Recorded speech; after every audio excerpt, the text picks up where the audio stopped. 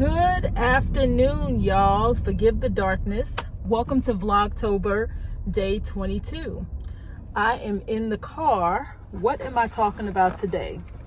Bird poop and influencer accent. That is what is on my mind today. Follow with me. So I'm on my way home, and usually in the car, I'll watch YouTube videos. Because I am trying to develop a YouTube channel, I'm scrolling, and I come across a YouTuber whose name I can't remember, but she reminds me a bit of Hannah Alonso, but she's not Hannah Alonso. She just reminds me of her. Excuse me. But she did a video called Influencer Accent. Again, I wish I could remember her name, but I can't, and because I'm not going to edit this video, I guess you all will have to just search influencer accent. But the influencer accent is essentially what she says is the cadence and speed limit camera ahead. Yes, I know, speed limit camera, I got you. It's a combination of different parts of speech that all, like many influencers, have in common. And she was talking about it's the asking everything like it's a question, like putting a question on the end of a statement, or speaking with vocal fry like that, or talking with your hands a lot. Like, she was naming a bunch of different things. And I was like, oh, and she was also naming like different phrases that influencers tend to say on repeat, like, oh my God, I'm obsessed, or hey guys, or get ready with me. And I'm like, holy shit. As I'm beginning to try and build a channel, I have caught myself doing those things. I have caught myself saying those things.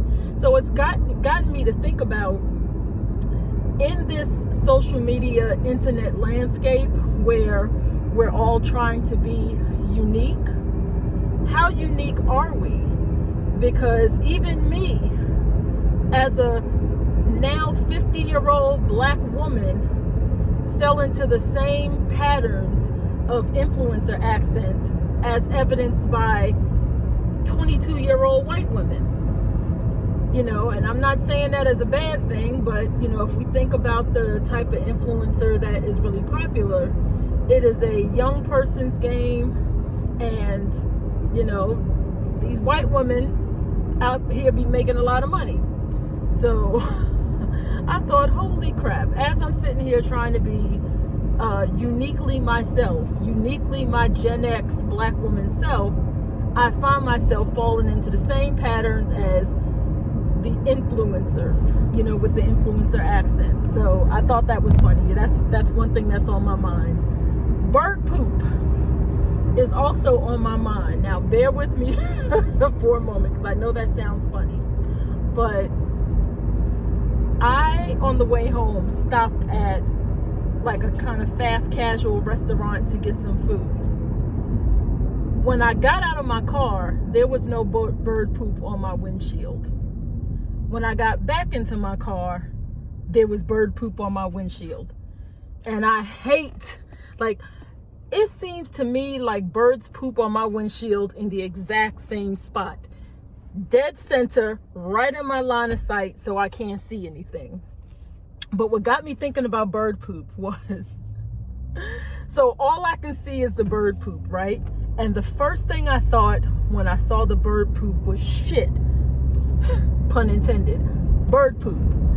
The second thing I thought was, it's not even a pretty color bird poop. Now, again, I said, bear with me. There are some birds in my neighborhood, I don't know what type of birds they are, but they tend to poop on my car. But the poop is this really vibrant purple, like royal purple poop. And I'm figuring it's probably because they're eating the vegetation on the trees, and maybe they're eating some blueberries on the trees. I don't know what it is. But it always annoys but fascinates me whenever these particular birds in my neighborhood poop on my car, because I'm like, damn, it's shit on my car, but it's a really pretty purple color. So fast forward, as I come back to my car and I see this bird poop, literally the first thing I thought was, it ain't even a pretty purple color. So why is that strange? Well, because I'm talking about bird poop color. But what it reminds me of is even in the oddest places, you can find nature's beauty. Even in the oddest of situations, you can possibly find a silver lining. So that's kind of my lesson for today. Even in the oddest circumstances, you can find silver linings. You can find the pretty purple in the shitty bird poop. I need to put that on a t-shirt.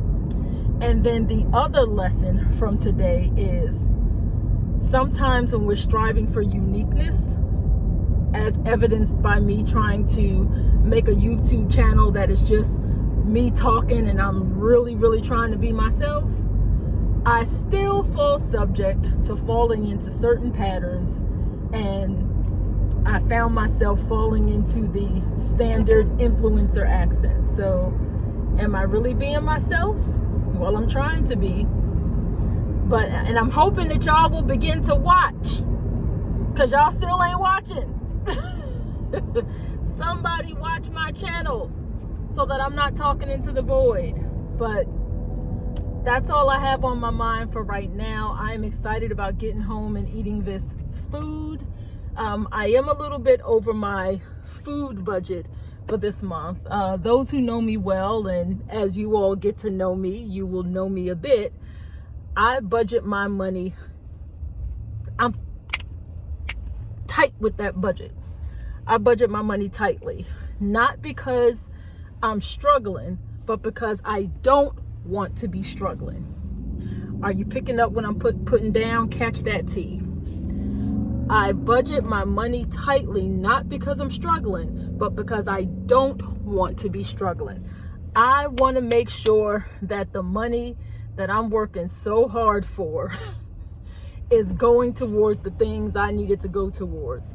So with that being said, I budgeted a certain amount of money for like groceries / eating out, and I blew past that budget 2 weeks ago. But tomorrow is always a new day to get on track. So with that, let me let you go. You just gonna walk right in front of the car? You know what? A third thing is on my mind before I go. Why do people feel like they can compete with a 2-ton car?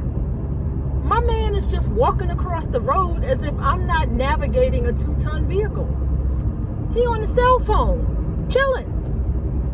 But yet I bet you if he bounced off my windshield, then he'd be trying to sue me, talking about my neck, my back, my neck and my back.